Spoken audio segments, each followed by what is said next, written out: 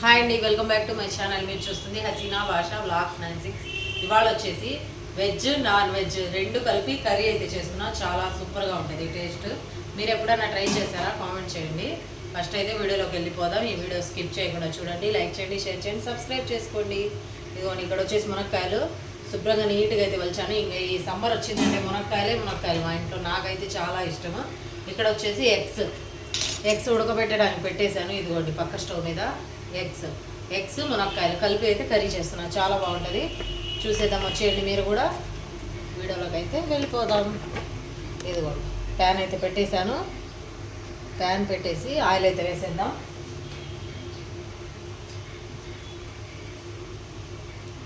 Oil మునక్కాయ కూర అయినా ఏవైనా కొద్దిగా ఆయిల్ ఎక్కువ వేసుకుంటే టేస్ట్ ఎక్కువ ఉంటుంది. అంటే ఆయిల్ తినకూడదు అనుకోండి, ఇలాంటి కర్రీస్కి తప్పదు, తినాలి టేస్ట్ రావాలంటే. ఇప్పుడు వచ్చేసి ఉల్లిపాయలు వేసేద్దాం. ఉల్లిపాయలు పచ్చిమిర్చి రెండు అయితే వేసేస్తున్నా. నేను ఒక్కొక్కటి వేస్తూ చెప్పేస్తాను, సపరేట్గా మళ్ళీ చెప్పడం. ఇది బాగా ఫ్రై అయిపోవాలి. ఉల్లిపాయలు పచ్చిమిర్చి, అల్లం వెల్లుల్లి కొబ్బరి పేస్ట్ ఆల్రెడీ ఉంది, చేసేసాను నేను. ఇది కొద్దిగా ఫ్రై అయ్యాక పేస్ట్ అయితే వేసేద్దాం. ఓకేనా? ఓ పక్క గుడ్లు అయితే ఉడికిపోతున్నాయి. ఉల్లిపాయలు ఫ్రై అయ్యేమో చూసేద్దాం, వచ్చేయండి. సిల్వర్ వాటిల్లో తినకూడదు అంటున్నారు, స్టీల్ వాటిల్లో పెడితేమో మాడొస్తున్నాయి. అందుకనేసి స్టీల్ తీసుకున్నా. బాగా మందం ఉన్నాయి ప్యాన్స్, తీసుకుంటే మాడు పట్టకుండా ఉంటాయి. నేను కొద్దిగా మందమే తీసుకున్నాను స్టీల్ది. ఇప్పుడు వచ్చేసి ఉల్లిపాయలు ఫ్రై అయిపోయినాయి. ఇప్పుడు వచ్చేసి అల్లం వెల్లుల్లి పేస్ట్ అయితే వేసేద్దాం. ఇదిగోండి అల్లం వెల్లుల్లి పేస్ట్, కొబ్బరి పేస్ట్ మొత్తం వేసేస్తున్నా. ఇప్పుడు వచ్చేసి ఇది బాగా ఫ్రై చేసేద్దాం, ఆడపెట్టకుండా.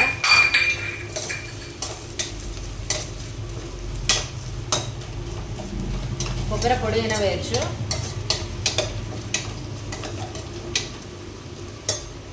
మసాలా ఎప్పుడైనా కర్రీస్లో బాగా ఫ్రై అయిపోతే పచ్చి స్మెల్ లేకుండా ఉంటుంది. ఇప్పుడు మునక్కాయలు అయితే వేసేద్దాం. మునక్కాయలు వేసి ఆయిల్లో బాగా కలిపేసుకోవాలి ఈ మసాలాలో. ఇవి కొద్దిగా ఉప్పు పసుపు వేసేసి బాగా మగ్గనివ్వాలి. మళ్ళీ ఉప్పు మళ్ళీ చూసుకోవచ్చు. పసుపు కొద్దిగా అయితే వేసేద్దాం. ఇక్కడ పసుపు బాగా కలుపుకొని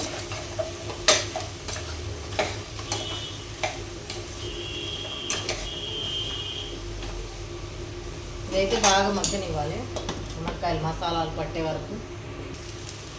మునక్కాయలు మగ్గాయి లైట్గా. ఇప్పుడైతే టమాటా వేసేస్తున్నాం.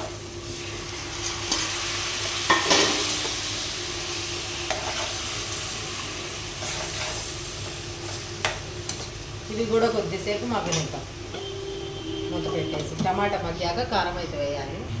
మునక్కాయలు లైట్గా మగ్గాయి. ఇప్పుడైతే కారం వేసేద్దాం సరిపడా. కారం చూడటానికి తెల్లగా ఉంది కానీ కారం అయితే ఎదిరిపోతుంది. కొద్ది చూసి వేసుకున్నా. బాగా కలుపుకోవాలి. ఈ కారం కూడా కొద్దిసేపు మగ్గనిచ్చేద్దాం. మగ్గనిచ్చి వాటర్ అయితే వేద్దాం. మునక్కాయ ఉడికే వరకు ఉడకబెట్టుకోవాలి. ఇంకా గుడ్లు అయితే ఉడికిపోయాయి. గుడ్లు అయితే మొత్తం వలిచేయాలి. ఇంకా గుడ్లు ఉడికిపోయాయి. స్టవ్ అయితే కట్టేసి చల్లనీళ్ళు అయితే వేసేద్దాం. వేసేసి అప్పుడు ఇప్పుడైతే కొత్తిమీర,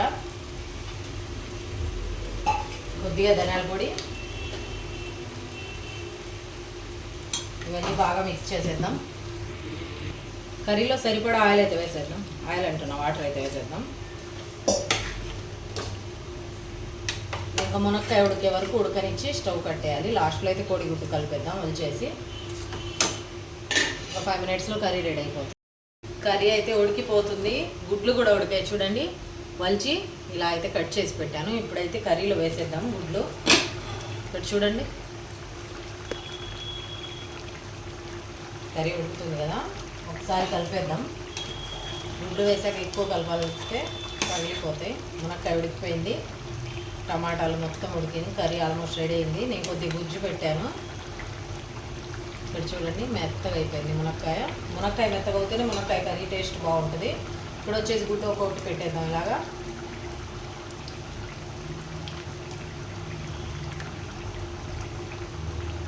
అంతే.